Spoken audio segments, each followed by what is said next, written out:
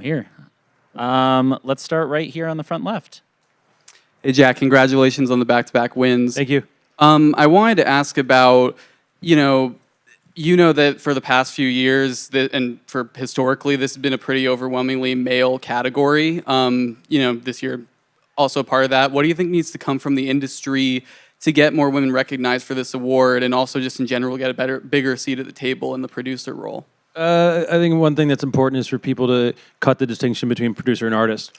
So, for example, every record I've ever produced is actually a co-production if you read the credits. And so a lot of times people like to silo people off. So if I make a record with Lana, for example, right, or Taylor or Clairo or someone like that, all female artists, all those albums are produced by the two of us, but people love this idea of sort of producer behind the scenes doing all these things when in truth we're doing them together. So I think it's about looking at the fine print and kind of getting out of the mythology of what we think it is. And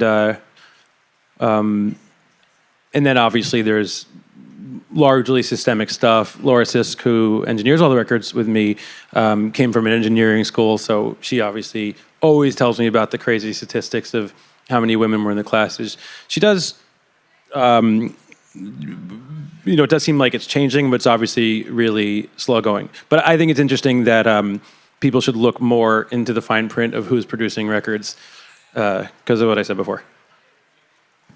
Our next question. Really interesting question. Our next question is going to be virtual on the TV in front of you from Variety. Tanya. What? Oh, hold on one sec.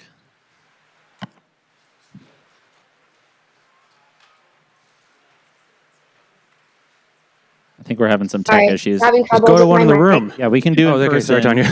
Oh, wait. Nope, we're good. Hi, how are you? Yes, Tanya from Variety. Nice. Congratulations. Thank you.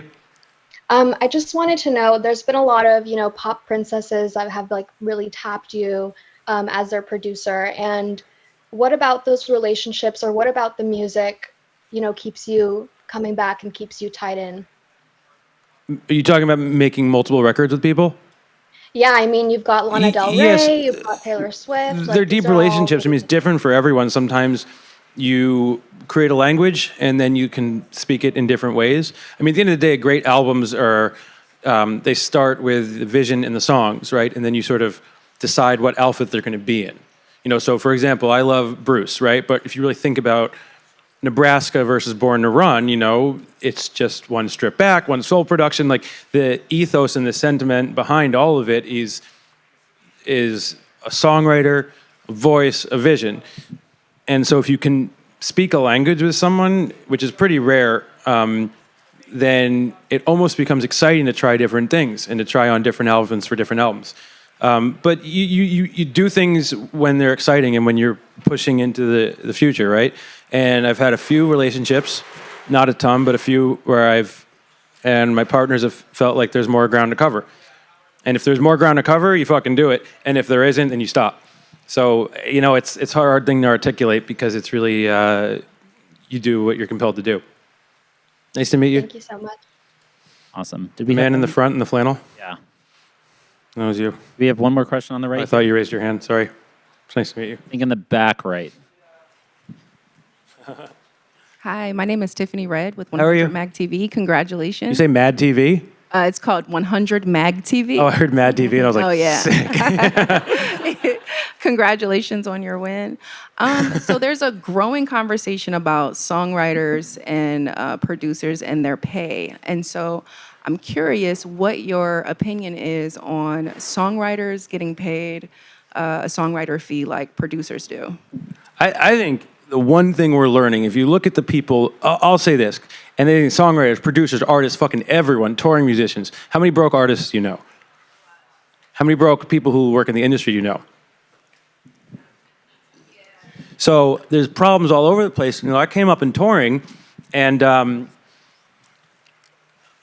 the touring industry, which I actually know best, right, is actually an interesting example of what's wrong.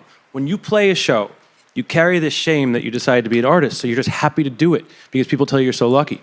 You walk in a room, everyone in that room is being paid a decent wage besides you. You have to become so successful before you could turn out a living. The same thing for producers, same thing for writers, the same thing for artists, same thing for everyone. All these other jobs, and other countries do this in different ways. You know, Canada, for example, has a government that has a big respect for their artists, and you can get grants and whatnot. We just need, as a culture, to move past the idea that you're just so fucking lucky to be there, so shut the hell up. Because it's very K-shaped, like all things, where either you're expected to tour or write or produce or perform for nothing because you're so damn lucky, which you are, but you should be compensated, or you have the world in front of you. So it is huge problems, and all you got to do is look at the weird little grin on everyone's face. You know, look, I'm an artist, I'm a producer, I'm a touring artist, I'm a songwriter. I don't fucking know what the streaming deal is. I don't know what's in the black box. You know, we deal with the same stuff. And we're a group of people who don't want to sit around and think about money. We go back to the studio, we go back on tour. So it's tough because we're a very easy group of people historically, and not much has changed to take advantage of, because we didn't start doing it because of money. Anyone who is here tonight, anyone at some point made peace with the idea of being broke. At some point. That's what it is to be an artist.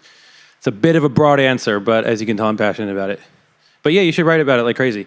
I'm really obsessed with the touring side of it. It's crazy out there. All Yeah. right.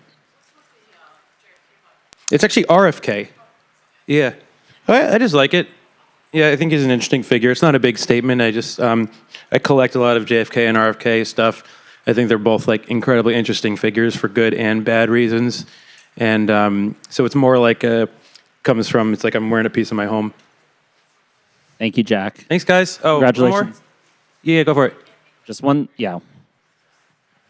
Just because touring is so important to you, I'm wondering if you can comment at all about Live Nation. Like, does their position in the industry affect? The whole thing is incredibly tough. There's no reason why, if I can go online and buy a car and have it delivered to my house, why can't I buy a fucking ticket at the price that the artist wants it to be?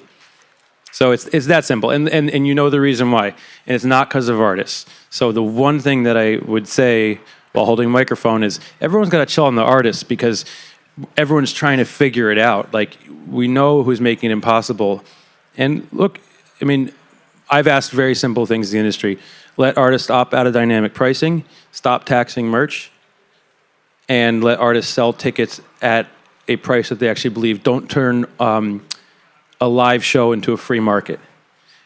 That's really dirty. Charge what you think is fair, but if one person $50 is nothing, and one person $50 is more than they can ever spend, they can both. You're creating a situation where a different group of people can come together at one price. The second everything fluctuates is the second it goes K-shaped and turns into a weird free market. That's not what we do. I could talk about this forever, but thank you guys so much. This is really exciting. Thank you, Jack, and congrats again. Didn't mean to get cynical. Love you all.